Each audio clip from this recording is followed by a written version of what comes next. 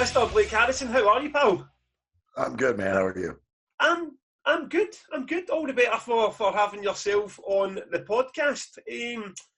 How are things? How are things over in stateside at the moment? They're starting to cool out a little bit. Our CDC says that if you're vaccinated, you can hang out, basically kind of do whatever you want. Where I live, there's still a lot of mask mandates, and in solidarity, I still wear mine. Unless I'm out walking the dog in the neighborhood or something like that. But in general, yeah, it's starting to lighten up, man. Looking forward to this being over and playing some shows. Yeah, I can imagine. I get my vaccine on Monday. I was okay on Monday. By Tuesday, I was absolutely floored. We're getting a Oxford AstraZeneca, the blood clot vaccine. So right. And I'm 39, so in the UK, you're supposed to, if you're under the age of 40, you get the option of the Pfizer or the Moderna or the AstraZeneca. But they only told me when I went and I was sitting down ready to get the jab, they said, well, you're getting AstraZeneca or you can go and wait for another couple of months and queue somewhere else to get the Pfizer. And I thought, fuck it, I'm here now. So, so far, so good. Look, and if you get the blood clots, at least you're aware that that's possible that it might happen. So Aye. You can monitor yourself, Aye. Well, I think it's about as likely as it is passing out and dying for paracetamol. So we'll keep. I'm fingers crossed anyway. So let's just dive right into where we are as of today. The reason that most people will be tuning into this, most listeners are from the UK, will be, will Pig Destroyer be at Damnation? So what's the thinking for you guys right now? Right now, I mean, we're planning on it. We've been in talks with our agent to do maybe a show in London as well, and maybe Ireland. Originally, we were going to do some shows in Russia before the pandemic, when this was supposed to be last November. Yep. Russia, Estonia, maybe one in Sweden, and then swing by, hang out with you guys, and then go to Ireland. But I think the whole thing has kind of changed. But as of now, we had a band meeting Monday, and we are planning on it and looking forward to it, because the first time we played, we had a lot of technical issues.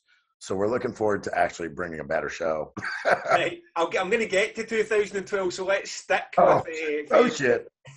Let's stick with this year for now. So, yeah, I mean, it's a strange one for myself as a promoter, especially the amount of American bands that we have on this year, and we've lost. You saw the most recent announcement, we've lost 6 American bands and had to replace them with UK bands. So you guys were due to come. When I first booked you, it was an exclusive deal, and my understanding, you're going to do the UK, just Damnation, and then head out and do Russia or Scandinavia, was what the agent explained to me. And then I got an email maybe 6 weeks, 2 months ago saying, look, Pig Destroyer still good for 2022. And I was like, well, let's not go there yet. there must be other options. So I was like, I'm quite happy to relax the exclusivity if they can get some shows in the UK and still make this happen. So is that the sort of how you're understanding the situation? Yeah, I mean, it's just like you, on the promoter end, everything changes on a daily basis right now. So, as I can say, we promoted our new live record, and I had a ton of the UK folks asking if we're still coming. So, I'm like, as of right now, we are.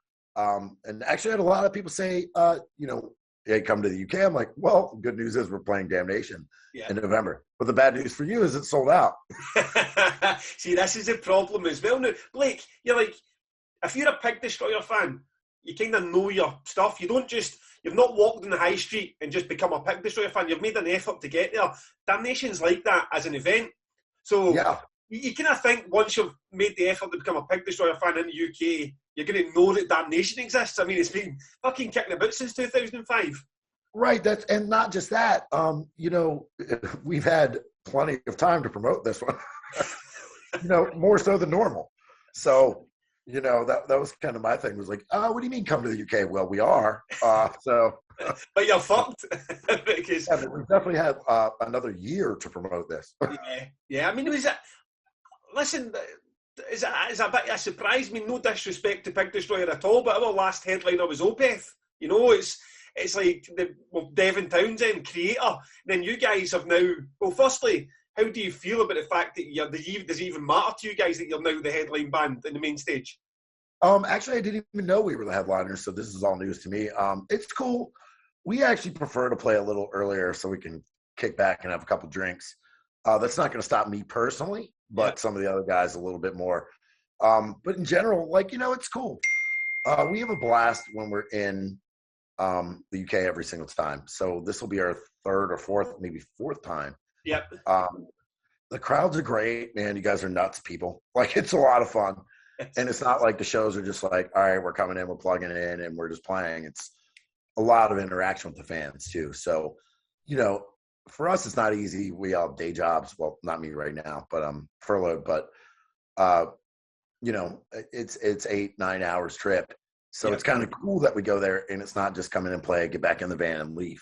Yeah. Your country is about as big as some states in the U.S.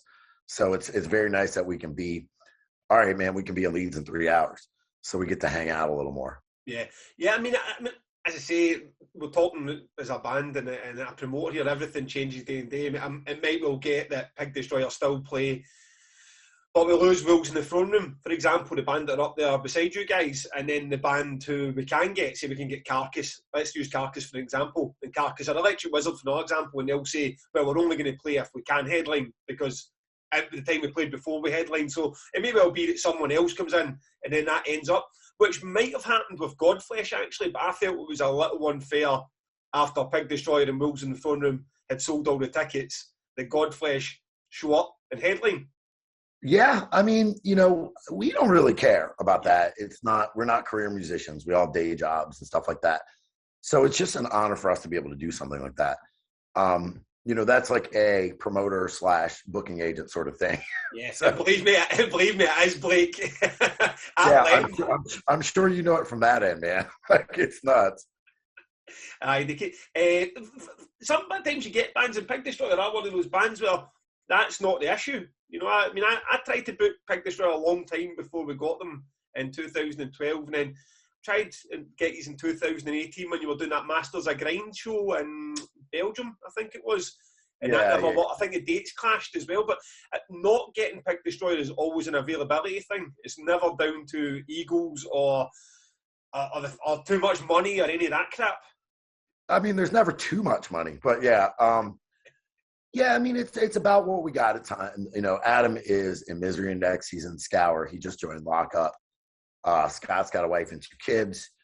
So it's about work and time. And then what we're doing, like when we say, if we're working on a new record, man, we don't really do anything except for that. Yep. So it's kind of funny because, we'll pop up after 2 or 3 years and people are like, where you been? I'm like, well, it's not like we haven't been doing anything. It's just we aren't taking off. Scott's a contractor for the government. I'm an engineer. So it's not like we're just sitting around doing nothing, which is most people's or a lot of people's impressions of that. Yeah. But yeah, it's just a timing thing, and it's definitely not an ego thing. No. But speaking to what you said, we were talking about doing some dates on the West Coast here, and my agent was like, "You're not doing this unless you're headlining." I'm like, well, that's cool. I don't think we want to do it anyway. So, that's your fight to fight. We don't care. He knows we don't care. Yeah, I mean, this podcast does get into the sort of the ins and outs of the tour managers and booking agents and explanation to folk. And what I've learned over it as well, is bands have a North America agent and then a rest of the world agent. That tends to be, bands don't tend to have an agent that does all over. So you've got Dominic over here at Doomstar, and then I assume you have a different agent in for America. Yeah, have you ever heard the band called Final Conflict? Like an old kind of crossover hardcore punk? Yes, I know that, yeah. Yeah, he's the singer for that. His name's Ron Martinez. Right, okay.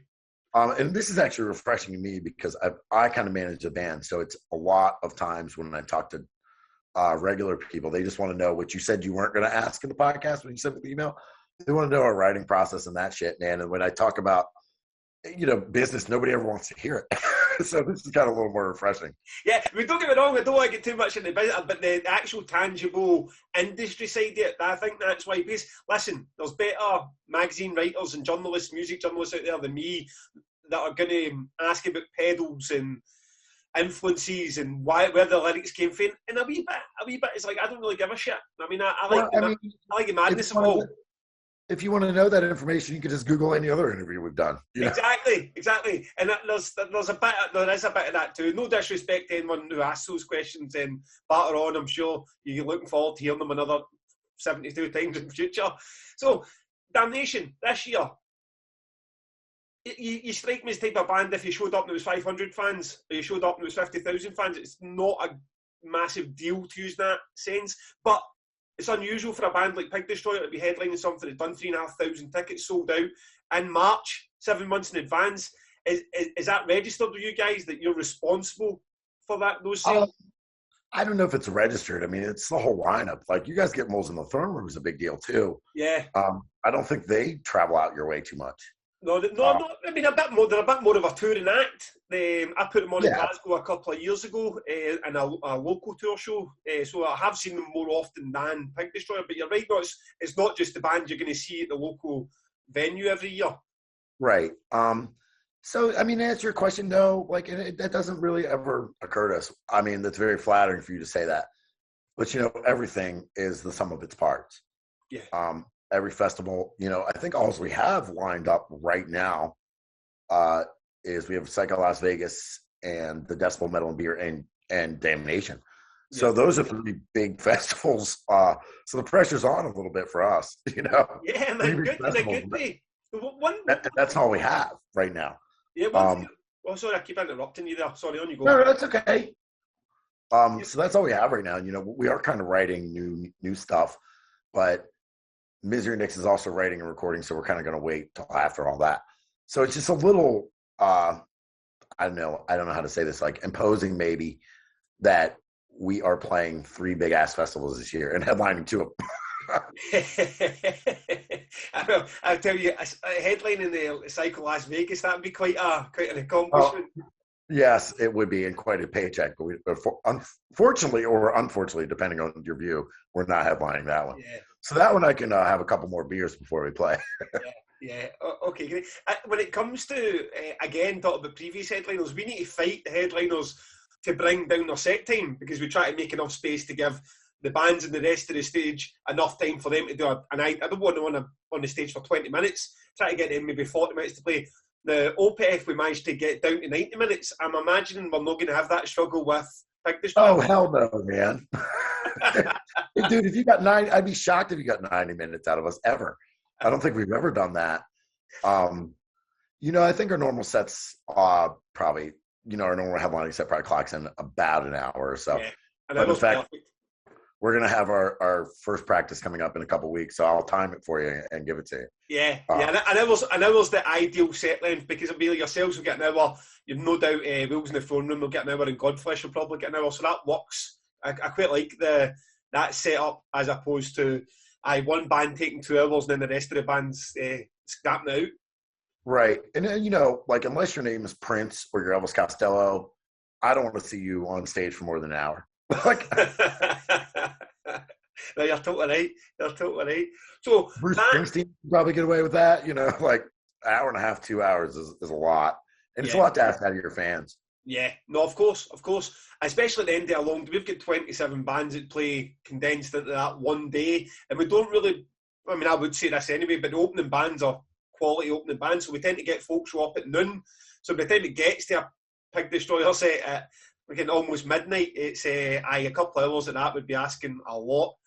In terms of the shows that you're doing, the Damnation isn't a major outdoor event. It's not that kind of. It's not built like that, but it's the kind of event that opens these.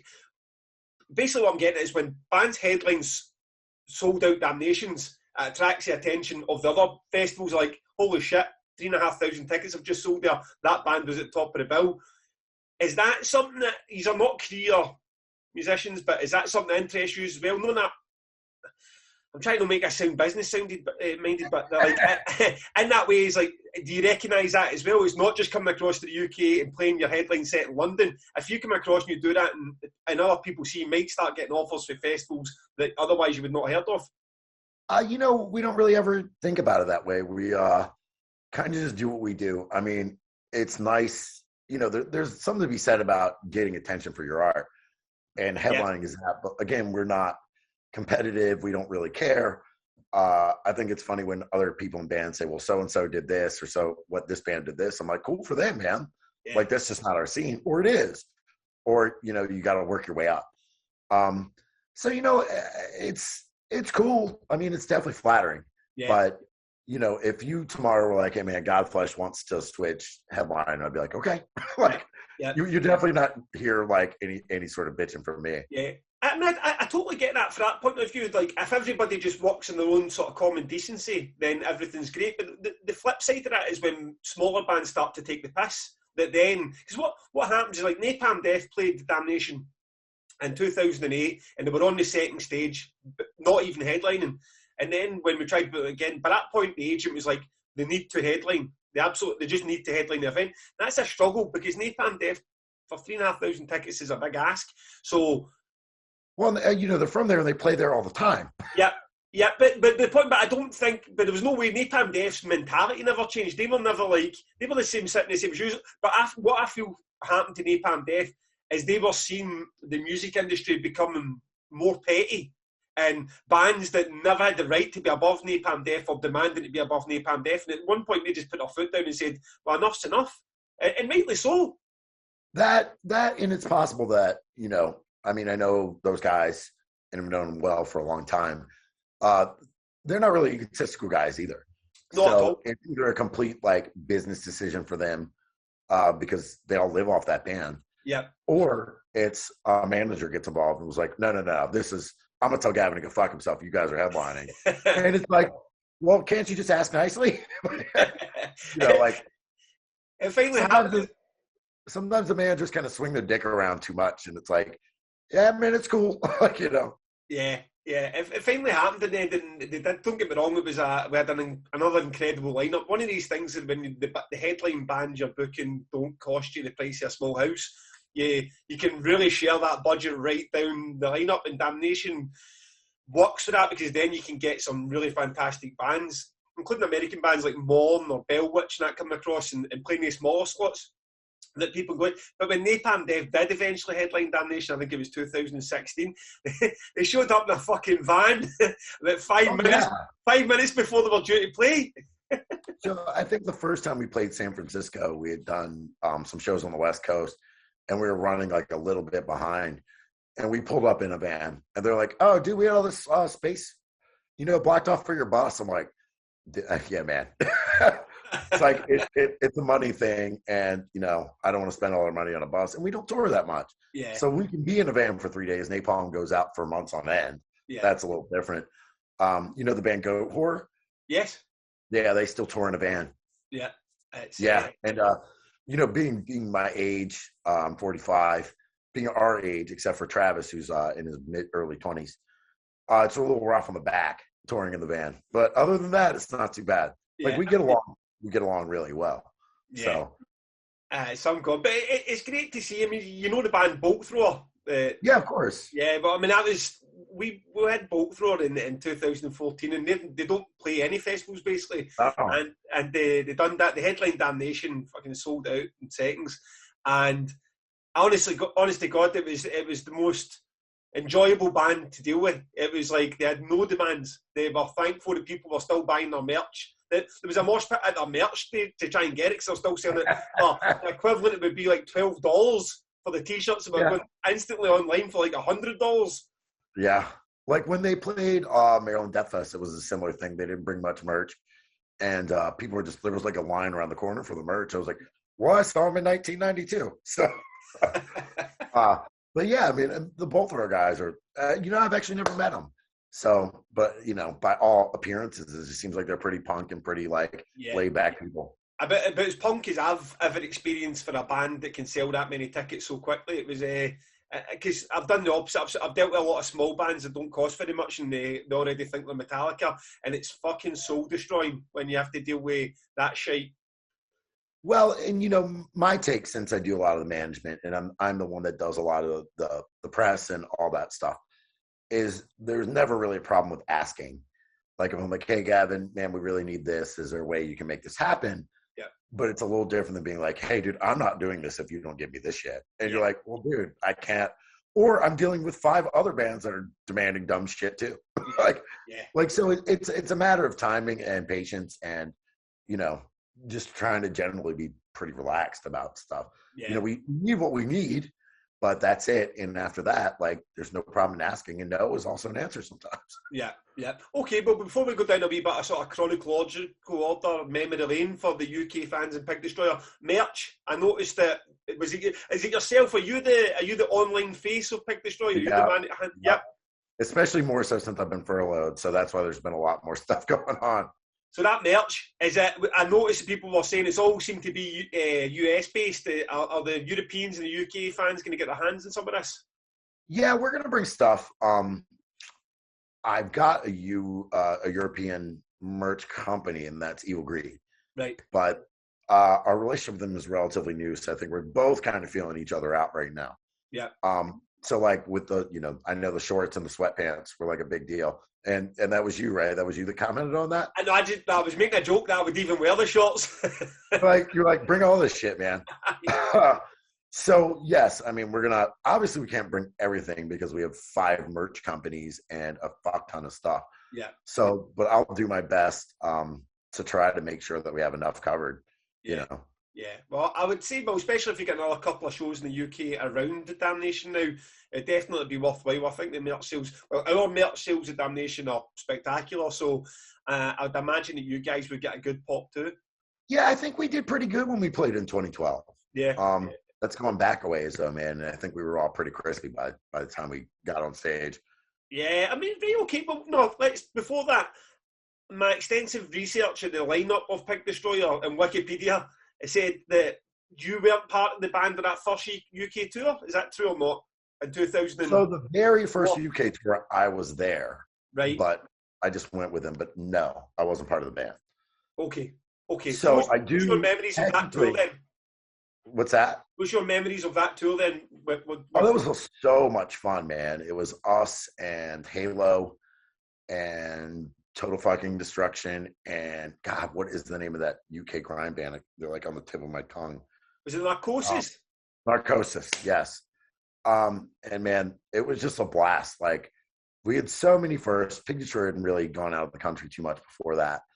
So there was a lot of life lessons about, oh, here we go. You're gonna meet my dog right now. Oh, good boy. So we had haggis, and I think that Scott and I were pretty hungover, so that was instantly puking.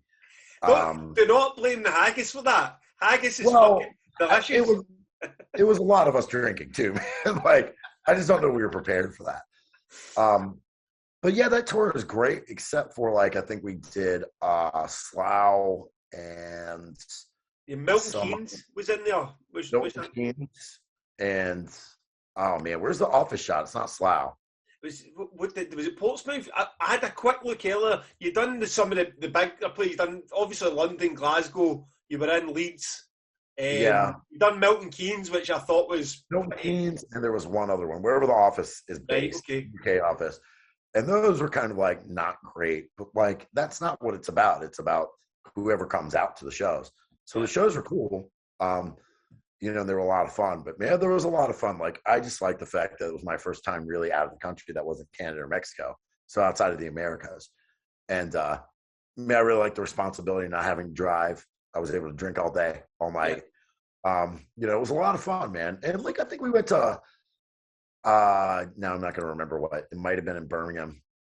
There's a really big strip club that was right close to the bar. Okay. And it was Europe's largest strip club. And I'm we got to go just to say we went because we're a block away. Yeah. And it was cool, man. It was a lot of fun. And, the UK is different than America, but not so different where I feel freaked out. Yeah.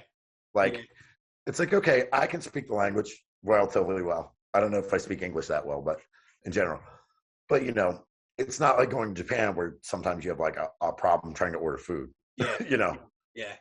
Yeah. That's that. And then you guys disappear for 8 years, and the big coup for Damnation is getting Pig Destroyer to come back for 2012. But this time you're totally ingratiated into the band and have done the albums and so on. So what was because you've done a couple of shows on about it, so let's talk first about Damnation. It's horrific when you think about it, but you guys clashed with fucking Amun-Ra and Electric Wizard. And Electric Wizard, yeah. I think both of those bands are playing at the same time as us. And I mean, my only regret on that was I wanted to see Electric Wizard. Yeah. I hadn't seen them at that point ever. I think they might have played the U.S. like a year later or something like that. So I was able to make up for that. That and like, we don't really have, I'm trying to put this delicately. I think the UK audience would like this, but we really have filters when it comes to like hanging out, partying. So day 3 of that, when we played Damnation, or day 4, whatever it was, we were pretty crispy, pretty jet lagged, and pretty hungover. Yeah. I mean, I remember doing the interviews, was upstairs, and I think I had to stop and go puke during one of them. Definitely not my most professional moment, but and then we had some equipment problems. What was the story with that? Because I caught a bit. I thought that what I saw, what Magic Cat was good, and then I heard afterwards. Then I completely forgot until you were announced. And the quote that came you were from the busy band, doing shit. Yeah, the quote for the band came back to say, "We're looking forward to come back and putting on a better show." And that was kind of like, well, what was it that happened? Something was going on with Scott's amp, and I don't even think that was stuff you guys rented for us. I think it's stuff we brought. Right. And something was going on with Adam's kick trigger module. I think the stage was like real boomy, so when Adam would hit the double kick parts, it would knock something out in Scott's amp or his kick trigger module. Right. I'm gonna say I was flawless that night. And this will be our first time in the UK as a 5-piece. Right. No, not our first time as a 5-piece. Our first time with Travis. Right. Right. Okay. So it's not a score to settle with Damnation as such. Then to come back and. No, definitely not. It was definitely technical problems, and probably 99.9% our part. Yeah. And typically that's how it goes. I don't ever think it's cool to point a finger at like, man, this venue sucks. I'm like, yeah, but we were here and we sound checked and we did all this shit before everything we needed to do. Yeah. The venue that sucked was us. Yeah. Yeah. So yeah, and like I just feel like in general, none of us had a lot of energy in that particular show, like because of what I said, we were jet lagged, a little hungover, and just kind of tired. Yeah. And whether or not the crowd thinks it's good doesn't mean we always do. Yeah, like we can be tight, but if I'm not sawing heads off, man, I think it's a failure. Yeah. I mean, I suppose there'll be a bit of that. I've never been an artist, so I would never know how that feels to be up on the stage. But I assume sometimes when you, because I've heard it in interviews and shows that I've seen and really enjoyed, especially with grindcore and death metal and hardcore, when so much of the enjoyment for the fans is just being part of the carnage. It's not so much about, I wonder if I hit that cymbal at the right beat. I mean, it's about like, did I get my head kicked? You're wearing a Converge shirt. When have you never seen that band not like go off? Exactly. Every single time, man. I don't see how they do it. And I'm sure there'll be times that they're sitting and saying, "Oh, we had a real shit night," and I'm like, "Oh, I had a fucking great night." So that was 2012. Disappearing after a few years. Then that festival, Temples, appears. You guys were back over again. I was there that night. Converge played. You guys played and Converge played, and so that was the first night. I think I was very, very, very fucking drunk. So what do you remember about that? Well, I mean, should I get into the details of Francis? Yes. Francis actually paid us. Right. I know that he did not pay a lot of bands. I really like the fact, and it's one of the things I like about Damnation, is even though there's a lot of people, it doesn't feel like we're not outside. We're not in this big, gigantic field where I can't even see the end of the crowd. What I really like about Damnation is it feels like a club show almost, but it's bigger than that, much bigger. Yeah. And I like that about Temples too. Temples was cool because we got to stay in the same place 2 nights in a row, which is very different for us. So that was cool. And like I said, we love the UK crowds, man. It's just always great. Yeah, I mean, because I was watching, I watched a few interviews that you'd done earlier today and yesterday to prepare for this, and then I watched the temples, some of the videos for that. So it was a strange one because you've got that first live show to be your typical Pig Destroyer set, and you're whipping up mosh pits and going a bit crazy and drinking a beer. Then the next night you've got Natasha. Now, you looked like you'd won a ticket to go on the stage with the band. Because... I'm not really sure how that came about. My memory's failing me. I think it was something we had always planned on doing at least once. And the fact that was our only performance of it ever. Yep. We've never even played it in the US, which is, obviously where we're from.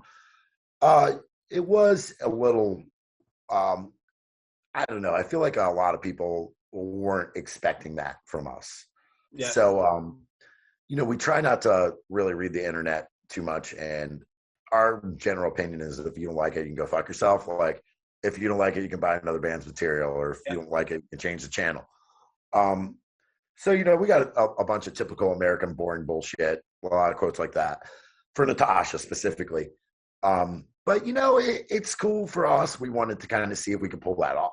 Yeah, I mean, I would have thought, I wasn't there the next day, it's my daughter's birthday, so I flew back up to Glasgow, but I never heard any complaints about it. But my only thought I thought was a bit strange was, here you were one night, trying to get mosh pits going, and the second night you don't have anything to do much, because you could have just sitting with a bottle going, right, what's happening? No, I actually have a lot more to do in that song than most people. All right, okay, I'm corrected. There's a lot of samples and stuff in that song. It's a little more Blake heavy than, and actually even before we started, I thought it would be. The guitars are very minimal. There's some screaming here and there, and then I think it's me and Adam that are the busiest. But yeah, I mean, it's definitely not quite the same vibe. Yeah. But that particular case we played right before Sun, so yes.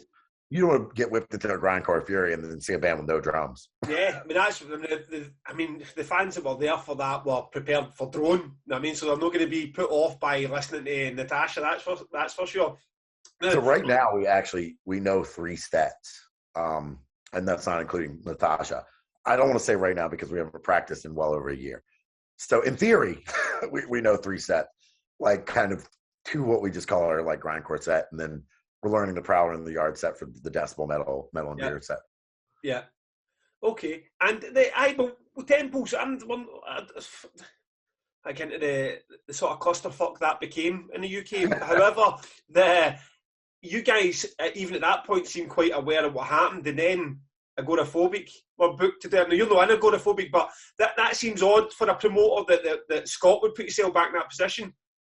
Well, I mean, the basic, without trying to talk too much smack, what happened. And I don't know what, the promoters of Temple were actually thinking. It seemed like it was a losing, money-wise anyway, a losing prospect from the get-go. So, Scott's in Agoraphobic camp was basically like, hey, if he paid Pig Destroyer, then why wouldn't he pay us? So, and I mean, like, you're right, I'm not in the band, but I do know a lot of things about like, it's a very tight-knit group of us. So he didn't pay them. So they suggested to not deal with what Pig Destroyer dealt with. They wanted the money up front, or half of it, or a sizable deposit, something that was, and he didn't. And then bands started ejecting left and right. I mean, you know the story. Yeah, but it was from a public facing. I don't know Francis personally. I don't really know anything about them. So other than the public, what was said on the internet, and it seemed like Agoraphobic was the first unraveling. They seemed to be the big band. When they said they weren't coming, that's when all the wheels just started to come off the bus. Yeah, I mean, that was the first band. They were the first band to jump ship in Agoraphobic. If you like them, I don't think they've ever played the UK. No. Like maybe Hellfest would be the closest they did. Like it's not a lot of European shows. By that point, because I've played Damnation. Right. Oh, they did? Yeah. I don't. Huh. So they came in 2000 and. Yeah, if only you had a quick reference. Look at that for a lineup: Dying Fetus, Agoraphobic, Nosebleed, Nails, Bloodbath, Sodom, Paradise Lost. Yeah, I wonder where I was. In, in 2017, you know what I remember most about the fact that those guys playing is John Jarvis, who I don't know if he played with Pig Destroyer in 2012, would he have? No, he played Temples with us, he wasn't in the band when we played Damnation. Because he showed up, he was tour managing Agoraphobic, and he was fucking raging when he came into the venue, because, well, you remember Leeds, it's a bit of a maze, and I think he'd been sent to exit to entrance, so by the time he came into the place, he was absolutely livid. It took me about 10 minutes to calm him down. So we had a good benefit when we played. I can't remember the guy's name, but our driver had been to Damnation a bunch of times. Oliver, that sounds familiar. Right. And he was really, really good. He was like, dude, I know exactly where we pull up. I know exactly where we load in. I know exactly where we load out. I know how to get you your passes, all this stuff. I'm like, dude, that's amazing. Yeah. Right. Yeah. And also, like, let's be honest, I'll put my hand up. We've got a lot more professional in the last decade also. So, well, I mean, what sucks is if I show up and you're the contact I have, I know that you're busy as hell on show day. So I don't want to be like, hey man, I'm standing outside of a building and you're like, where are you? I'll send someone to come and get you. I'm like, I have no idea where I am. Yeah. But I got to be a little bit helpful because you have people that work for you. You're working, they're working. Yeah. There's a lot of shit going on. Yeah. Well, it'll never be perfect in somewhere like Damnation because you're in the middle of a goddamn city that's already difficult to get round, and then you get to the venue, and that's a maze too. So Damnation's always going to have that sort of that quirk, I suppose. But we've definitely got better with. We've got more runners and more people with earpieces to make sure that bands can be found and taken to where they be. So I hope that's your experience when you show up in November. Well, and it's the same thing with me, like you said about you. I've been managing the band ever since I've been in there, since I've been in the band. So it's definitely a learning process, and I'd like to feel like I've got a little more smoothed out than I used to have. And probably that was similar. I just show up sometimes and be like, oh, hey, what's up? Yeah. Like, you never advanced any of this shit. I'm like, I didn't know I needed to. You got everything we need? They're like, well, luckily we were smart enough to have done that. But yeah, so you're the band's tour manager then? Tour manager, whatever we need, a little bit of everything. And how do you find? I've had a couple of tour managers on the podcast and kind of get the ins and outs of life as a tour manager. How do you find that when you've got that extra headache throughout the whole day to organise everything? Well, before I was in the band, and actually I started just doing that sort of stuff for those guys. Right. So when it came down to, we did have a buddy of mine that booked shows, and he used to come with us, and he took a lot off my plate. But he had something going on, so he couldn't really work with us. So I just kind of picked it up again. So that's kind of the short version. But yeah, the real short version is, we don't really tour. So it's not too much for me to email 3 or 4 people and say, hey man, this is what we need. What do you need to tell me? Okay, cool. I got it. And I put it in a thing on my phone, and then we're off. Yeah. And do you get the guys pointing the finger at you then when you show up? Because you must have had some shit shows, and they tell you show up and the rider's not there, or the production hasn't been looked at all. No, I mean, they don't get mad at me. We always try to make it happen. Yeah. We did something in Long Island a couple of years ago, and the kid was like, I don't know, show up at 3 or 4. So we actually showed up at 2, and the venue was like, what? You guys needed to be here at noon. Like, well, nobody told me that. And they weren't mad at me. They were mad at the kid that was throwing it. Yeah. So that was a little uncomfortable because they were screaming at him, but I was like, hey, I'm good. Can we just sound check? And there was like a certain thing that like the venue wanted a merch cut, but we never worked out with that. So we didn't have to do that. Yeah. But they were giving that poor kid hell. I felt really bad for him, but I think he was just super excited to get us in Long Island, which is kind of small. It's like playing Milton Keynes or something like that. Right. Okay. So it's, it was like a really small club, and it was just like, just take it easy, and we'll all get there. It's not a big deal. Yelling isn't a big, I don't know if we need all that, but yeah. So, right. Okay. So you're not a traditional touring band. You've got, I imagine there's a big demand for Pig Destroyer all over the world, but let's just focus in Europe then for what I know about. So At the beginning of the year, how does a Pig Destroyer tour, as what you would call it, a couple of dates here, there, or whatever, come about? Does Dominic have this fucking list of stuff, then he comes direct to you, and then you have a chat with the band, or how does it work? A little bit of all of that. So it's Federico is actually our guy from. And also because Federico's going to listen to this, and I'm mixing him up with his colleague Dominic. So apologies, Federico. Well, to be fair, we used to have Luke and not the other Luke. So yeah. And you know what? Just so I can clarify that point for folk listening, Doomstar is this big agency in Europe, and they've got like Godflesh have also been booked through Federico, but we have got Morn. We've got Wolves in the Throne Rooms through Luke. We've got Dominic for and not like so. These names are just at the other end of the email. So sorry, Federico.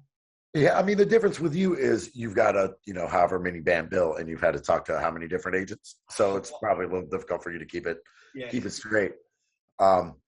So I get okay. Let me revisit the question. I think okay. So yes, we do sometimes have like bucket list stuff per se, like. So Russia would be one of those. And obviously it's not going to happen this year. So we tell Federico, hey, we want to do Russia. And he's like, well, that's cool because Damnation wants you. So we could kind of wrap this all in. And, I got a guy in Estonia. Are you guys into that? Or somebody from Estonia has asked. Obviously, we're not flying from DC to Estonia to play one show. No. So it's kind of things like that. And it's the same with the U.S. Like, it's very easy for us to play New York and Philadelphia because they're so close. So I try to get us out. Like, we haven't played New Orleans in however long, or Chicago or LA or whatever. And I try to kind of keep them in a rotation. But, I mean, we did just get an offer for opening for a Decapitated tour from Federico. And it just, there's just no way it could have happened. Not because of them or not because of the booking agent. It just, we can't take a month and a half off work and do all that stuff. But so, yeah, he does bring us stuff too, Yeah.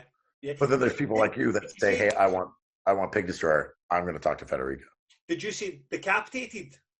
Yeah. Yeah, I mean, then that's a strange one to me as well, because where there you go, you put Decapitated at the top of Damnation. They're definitely not, and no disrespect to Decapitated, they're definitely not selling 3,500 tickets. It's like, should Decapitated not be supporting news? You know what I mean? It's like, I mean, again, we don't really care about that sort of thing. And, I could probably imagine that Decapitated is much bigger than us in Europe.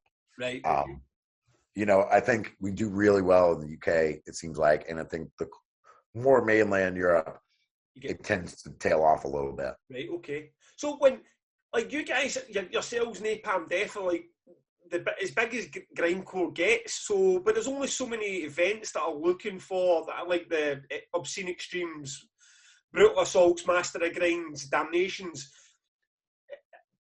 But do you feel, how are you with the bigger events, like the major events, the Wackins, the Hellfest? I mean, we've done Hellfest twice. Right. And, shout out to my boy Thomas from Brutal Assault, great guy. Yeah. And Philip from Masters of Grind. We like those things, and I would love to Wacken, mostly because it's like just a bucket list sort of thing. Yeah.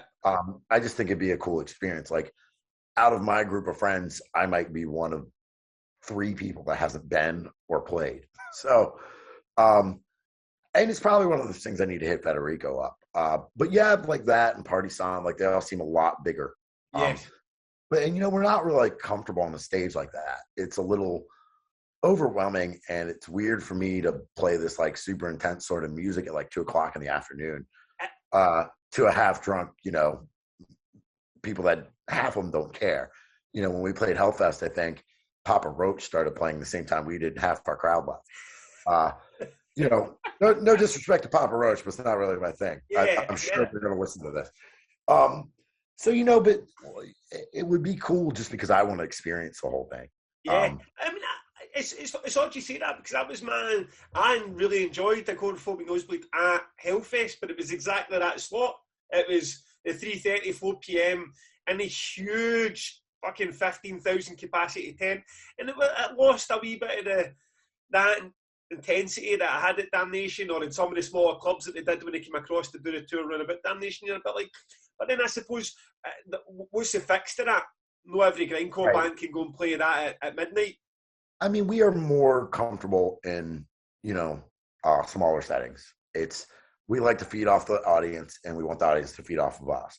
It's kind of hard to do when you look at the back of a tent and you can see clouds because it's so far away. And that's one of the things I like about Damnation. Yeah, I mean, that's one of the things I like about Damnation because it's bigger. It's big, but it doesn't feel like it. Yeah. Like, it doesn't feel like you're playing this gigantic field of 50,000 people. Yeah. Like, did you get a chance when you played in 2012 to see the main stage? Yeah. Yeah. So. Or, I'm going to say yes, but I don't know that I remember. Right. Okay. Because we might have tried and got lost. I don't remember, man. Yeah. I remember seeing ENT and being very excited about that. Yeah. ENT played it for a year, I think. Yeah, they played it. It was a great lineup. 2000. I mean, we don't do that anymore with the three. Well, we've got 4 headliners now, but it's everything staggered. Right. So, but the main stage headliner does not clash with the second stage headliner any longer, which is what happened to you guys with Electric Wizard. But we still had a good crowd when we played, man. I have no complaints about that at all. No, it's it was great. It was great. The bits that I caught, because I was trying to, because I get a situation where I'm just a fan. I mean, like, this isn't my job either. I mean, you're talking about you doing that as you do a band as your, well, not a hobby, but something you do beside your job. That's exactly what Damnation is to me. So when I put the bands on, it's nice to be able to see them, and most times I can't.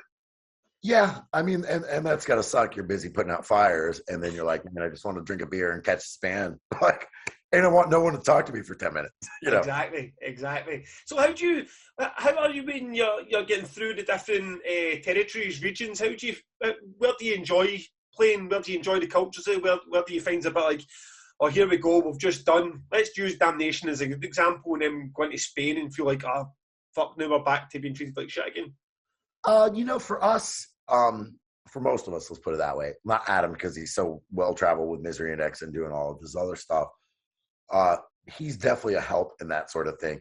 I mean, I can use this for example, and you're Scottish, so you understand.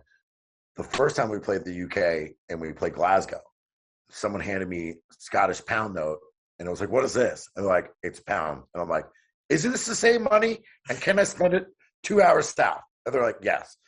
So it's a little difficult to try to keep up on things, but like, again, we don't tour, so at most we're in a different country like every other day for 4 or 5 days. Yeah, it's not like we're doing that for a month or 2 months straight, man. I wouldn't be able to keep, just remembering what country you are in, just to what language to speak and what money to pull out. Yeah, now that the euro is there, it's a little easier for some of it, but again, like the Scottish pound note looks different than the British pound note. I'm like, well, what the I don't know what this is. And they're like, that's the same, man. I'm like, all right, cool. Yeah. No, you're absolutely right. I mean, you get that from UK bands. You get bands in England come up and give us that shite. So you can imagine what it's like for American. But in general, us as English speakers are very lucky. Most people speak English all over the world. So there's a lot of not having to fumper through stuff, and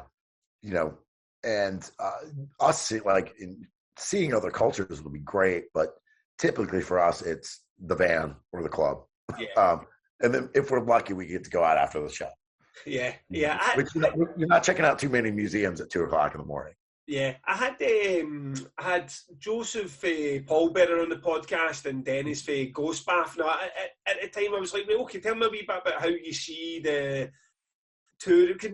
What inspired this sort of question was, like, I went to Las Vegas, or California. I went to California, and I saw the Machine Head tour where they had Arch Enemy and Throwdown back in 2007, right? Now, it was in the shitty wee 1,000-capacity club. You weren't allowed a drink.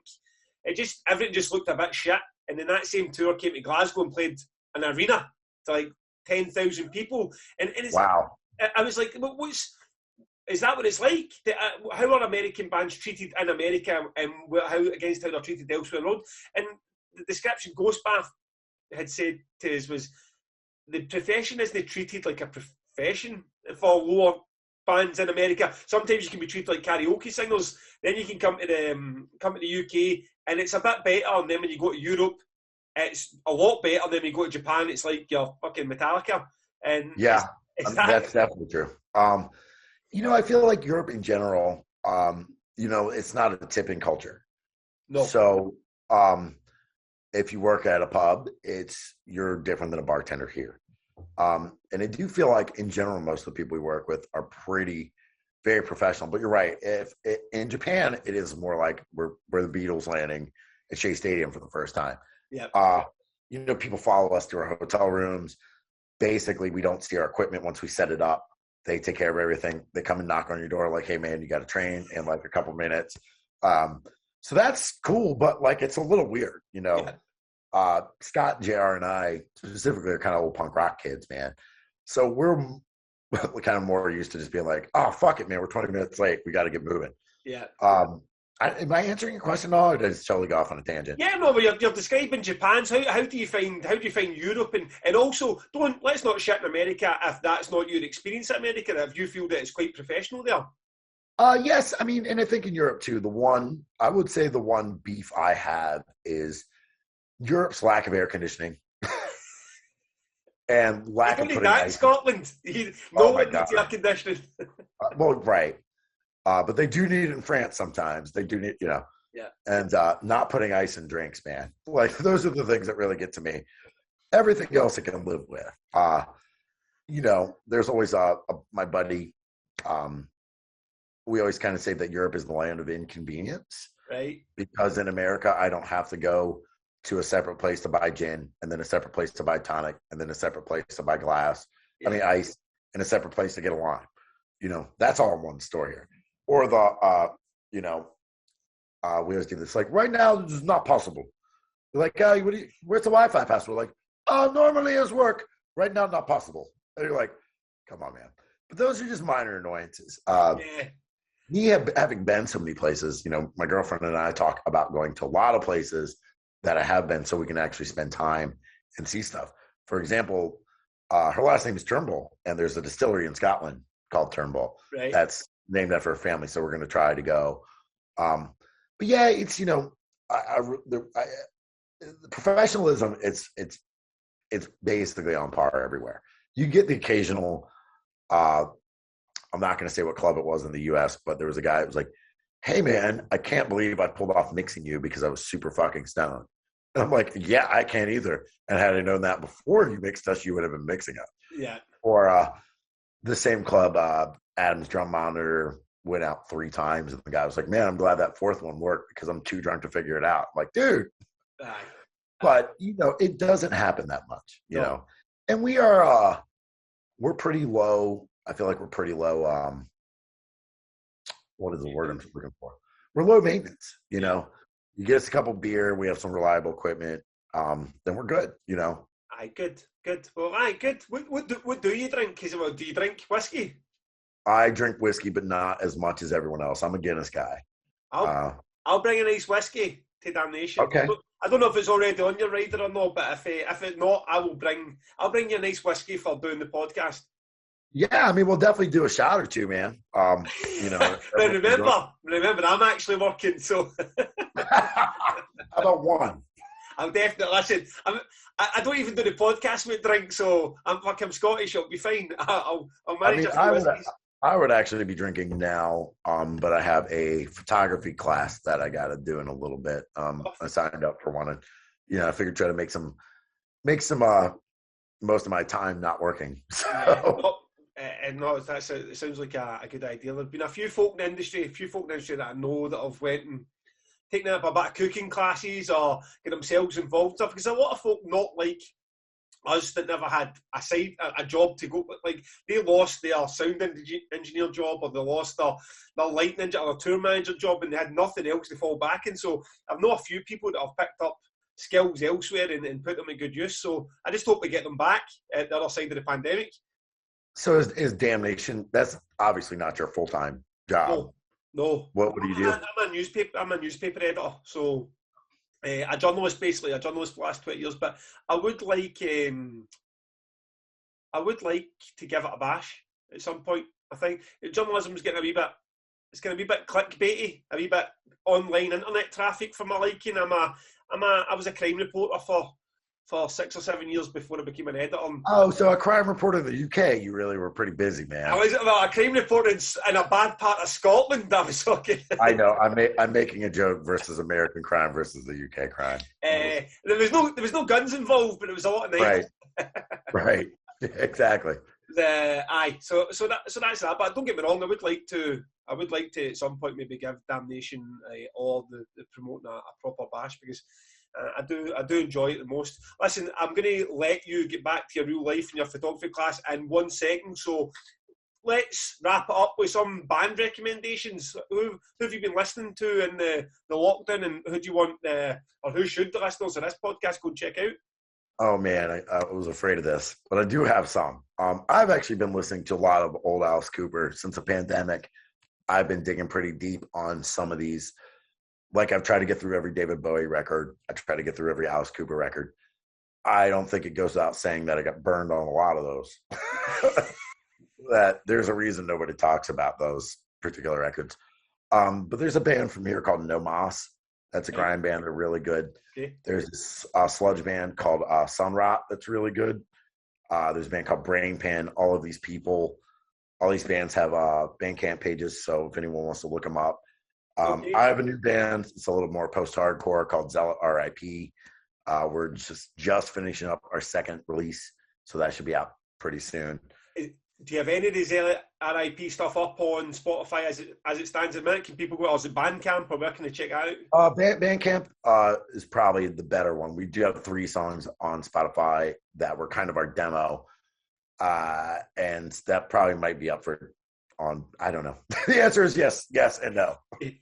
So none of the newer stuff is up, which is, I hate to be that guy, but it sounds much better. Right. No one says their new release sucks. Okay. But,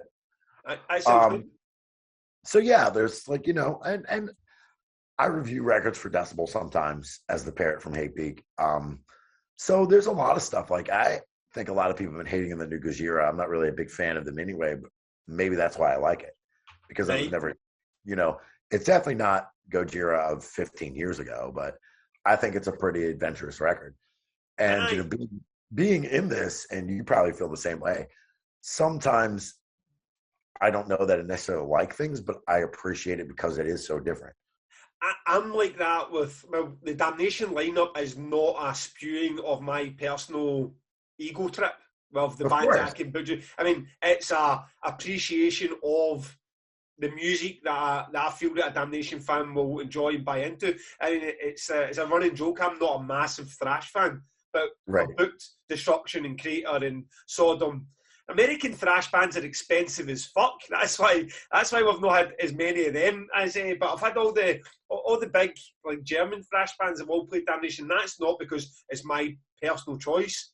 I mean, I would just book Armin Ra and Cult of Luna every single year to play, and that would be the end of that.